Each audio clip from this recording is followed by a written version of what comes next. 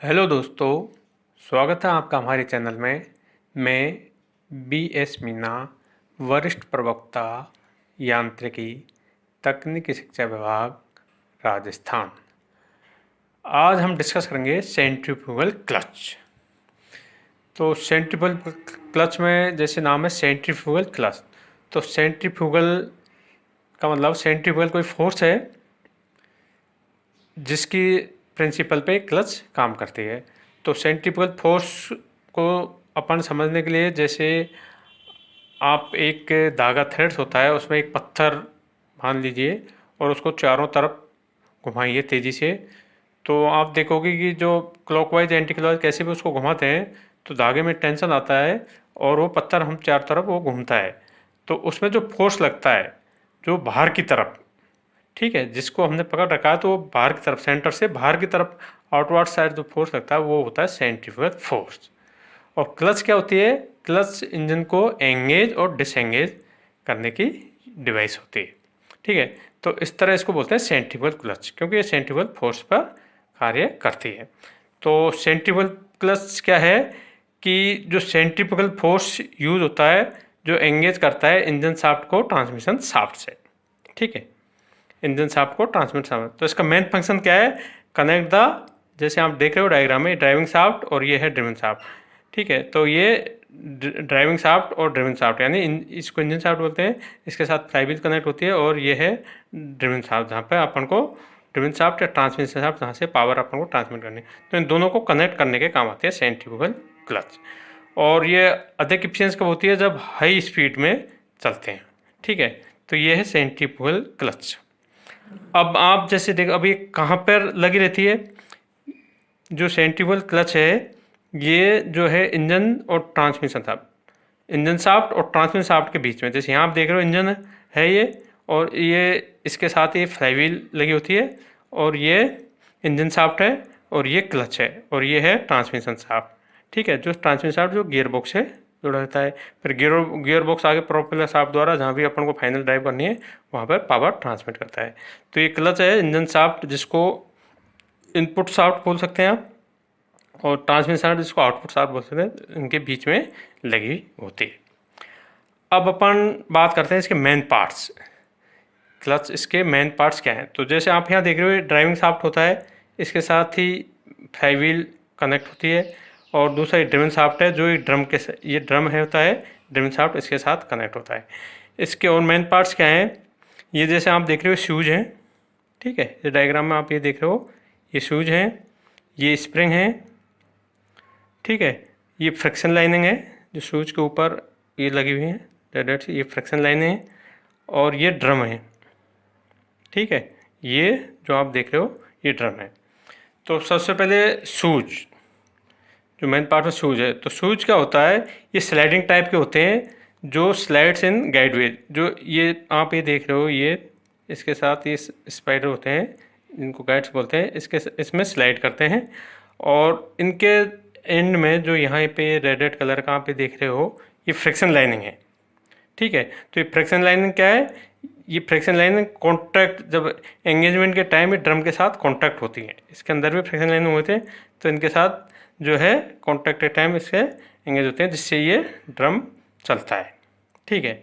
दूसरा है स्प्रिंग, ये जो स्प्रिंग लगी हुई है आप ये देख रहे हो, ये स्प्रिंग लगी हुई है, तो ये क्या करती हैं? स्प्रिंग जो क्लच को डिसएंगेज करते हैं जब इंजन रोटेट होता है लोअर स्पीड में, ठीक है, यानी जब लोअर स्पीड पर जो इंजन रोटेट करता है तो ये डिसएंगेज द क्लच को डिसएंगेज करती है, यानी ये जो शूज लगे हुए हैं इनको अपनी तरफ खींचती है।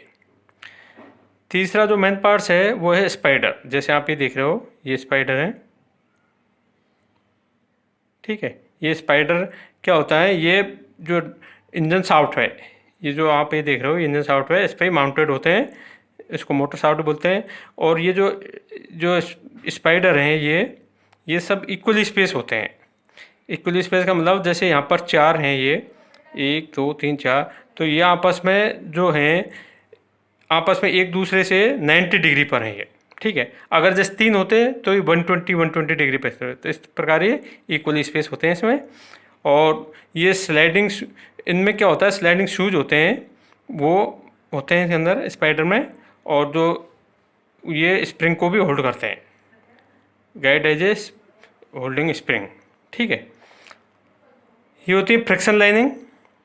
ये क्या है कि outer surface of sliding shoes, जो स्लाइडिंग शूज थे इनके आउटर सरफेस पर ये फ्रिक्शन लाइनिंग लगी हुई होती है, और ये क्या ग्रिप बनाती है inner surface of drum, drum के साथ। इनर सरफेस, जो ड्रम का इनर सरफेस है, इसके साथ ग्रिप बना के उसके साथ एंगेज होती है। और ड्रम होता है, ये ड्रम है, ये जो आप इधर ये देख रहे हो, ये ड्रम है यहाँ पर, ये इसका अंदर वो है, तो ये ड्रम है पूरा। ठीक है, तो ड्रम क्या होता है, एक तरह से हाउसिंग का काम होता है, क्लच, मतलब क्लच की एक तरह से हाउसिंग का कार्य करता है। इसके अंदर जो इंक्लोज करता है सारे पार्ट्स को, जैसे शूज है, शूज, गाइड्स, स्प्रिंग वगैरह सारे इस ड्रम के अंदर ही स्टेब्लिश होते हैं। ठीक है, तो ये उसके हो गए मेन पार्ट्स। अब है कि वर्किंग, जो क्लच है वर्किंग कैसे करती है।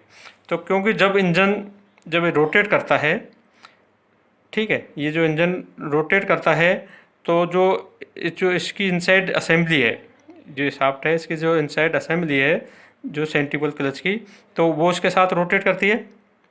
ठीक है, लेकिन जो ड्रम है वो अभी स्टेशनरी है, वो रिमेन कांस्टेंट रहता है अभी। इसके अंदर ये इसके साथ संपर्क नहीं हो रहा अभी। तो जब स्पीड कम होती है, जब लोअर स्पीड होती है, तो क्या है कि इसके अंदर जो स्प्रिंग होती है, ये जो शूज है इसको अपने अंदर, मतलब अपनी ओर खींचे रखती है, इसको इन्वर्ट की तरफ, जो शूज हैं इनको इन्वर्ट लो स्पीड पर। और जैसे जैसे इसकी स्पीड बढ़ती जाती है, इसकी स्पीड बढ़ती जाती है, तो जो है ये जो शूज है, क्योंकि अभी तो जो स्प्रिंग फोर्स, जिसको अपन स्प्रिंग फोर्स माने, ये सेंट्रीफ्यूगल फोर्स है, तो स्प्रिंग फोर्स ज़्यादा होता है सेंट्रीफ्यूगल फोर्स से, इसलिए स्प्रिंग इनको शूज को अपनी ओर खींचे हुए रखती है। लेकिन जैसे जैसे इसकी स्पीड बढ़ेगी, इंजन है इसकी स्पीड बढ़ेगी, ये तेज़ी से घूमेगा, तो क्या होगा, जो सेंट्रीफ्यूगल फोर्स है उसका मान स्प्रिंग फोर्स से ज़्यादा होगा। सेंट्रीफ्यूगल फोर्स का मान स्प्रिंग फोर्स से ज़्यादा होगा, तो ये क्या करेंगे, शू बाहर की तरफ जाएंगे। ठीक है, शूज बाहर की तरफ जाके, और इसके साथ जो इसकी फ्रिक्शन लाइनिंग है, ये ड्रम की फ्रिक्शन लाइन इसके साथ एंगेज हो जाएंगी, और फिर क्या करेगा, ये जो ड्रम है ये घूमने लग जाएगा। ठीक है, कब घूमेगा, जब सेंट्रीफ्यूगल फोर्स का मान स्प्रिंग फोर्स से ज़्यादा होगा, तो शूज बाहर की तरफ इस तरह कनेक्ट हो जाएंगे, जैसे आप ये डायग्राम में देख रहे हो इस प्रकार। ये यहाँ पर इसके एंगेज हो गई है। ठीक है ना, शूज ये फ्रिक्शन लाइनिंग इसकी सहायता से ड्रम के साथ ये एंगेज हो गए। ठीक है, तो इस प्रकार जो है ये एंगेज हो जाते हैं, और इनर पर सरफेस ऑफ द ड्रम की सहायता से। अब क्या है, अब जब एंगेज हो जाते हैं तो फिर ड्रम इसके साथ फिर रोटेट करने लगता है, ड्रम भी रोटेट करने लगता है, और पावर ट्रांसमिट होती है इंजन शाफ्ट से जो ट्रांसमिशन शाफ्ट की तरफ। और जब अगर जैसे लोड ज़्यादा हो जाता है, इसकी स्पीड कम हो जाती है, तो फिर ये क्लच है जो डिसएंगेज हो जाती है, इसलिए अपन को फिर ड्रिवन शाफ्ट उसकी स्पीड बढ़ानी पड़ती है। तो इस प्रकार जो है सेंट्रीफ्यूगल क्लच वर्किंग करती है। अब इसके एडवांटेज क्या हैं, जो सेंट्रीफ्यूगल क्लच है इसके जो है इसके एडवांटेज हैं, एक तो ये सिर्फ सिंपल होती है। ठीक है, तो इसमें लेस मेंटेनेंस की रिक्वायर होती है। दूसरा, इनएक्सपेंसिव होती है, क्योंकि कंस्ट्रक्शन सिंपल होती है तो ये इनएक्सपेंसिव होती है। तीसरा, ये ऑटोमेटिक है, क्योंकि ये ऑटोमेटिक है तो इसमें जो इसकी जो कंट्रोल मैकेनिज्म है, जो कंट्रोल मैकेनिज्म की वो बहुत कम ज़रूरत होती है, क्योंकि इसमें पेडल वगैरह ये ज़रूरत होती नहीं है। ठीक है, तो आसानी से कंट्रोल हो जाती है। और जो इसमें एंगेजमेंट ऑफ स्पीड, तो अप्रोप्रिएट स्प्रिंग द्वारा, जो स्प्रिंग होती है इसकी, जो स्प्रिंग होती है अप्रोप्रिएट स्प्रिंग द्वारा इसको कंट्रोल में कर सकते हैं। ये स्प्रिंग होती है तो अप्रोप्रिएट स्प्रिंग, जैसे मान लो अपन को जो पावर ट्रांसमिट करनी है, ठीक है, तो पावर ट्रांसमिट करनी है, तो जैसे कम स्पीड पे भी पावर ट्रांसमिट हो, तो इसी प्रकार के स्प्रिंग अपन लगा लेते हैं जो सॉफ्ट होती हैं। अगर अपन को ज़्यादा उस पर मतलब स्पीड पे पावर ट्रांसमिट यूँ करनी हो, तो स्टिप स्प्रिंग रखते हैं, तो अप्रोप्रिएट स्प्रिंग द्वारा पावर ट्रांसमिट। और ये जो इंजन की स्टेलिंग होता है उसको भी प्रिवेंट करता है। ठीक है, तो ये इसके यूजेज हैं। इसके लेकिन इसके कुछ डिसएडवांटेज भी हैं, जैसे एक तो लॉस ऑफ पावर होता है ड्यू टू स्लिपिंग फ्रिक्शन, क्योंकि ड्रम इसमें जो फ्रिक्शन लाइन होती है कई बार वो ख़त्म हो जाती हैं, तो दोबारा फ्रिक्शन लाइन जो फ्रिक्शन इक्विपमेंट होता है उसके द्वारा खींच जाती हैं, तो उससे क्या फ्रिक्शन लॉस होता है, जिससे पावर लॉस ज़्यादा होता है। ठीक है, तो इस प्रकार, और एक ये जो लार्ज अमाउंट ऑफ जो पावर है हैं, जो मतलब जो ट्रांसमिटिंग द पावर जो लार्ज अमाउंट है उस पर ये इतना काम नहीं करती, मतलब इतना कैपेबल नहीं होती। तो ये इसके नुकसान है। अब इसका एप्लीकेशंस यानी इसको यूज़ कहाँ करते हैं, जैसे हम लोन मूवर्स में, मोपेड में, मोटरसाइकिल, मिनी बाइक में, और जो पैरामोटर पैरामोटर एंड बोट में, और गो कार्ट्स में आदि में इनका यूजेज होता है। Thank you.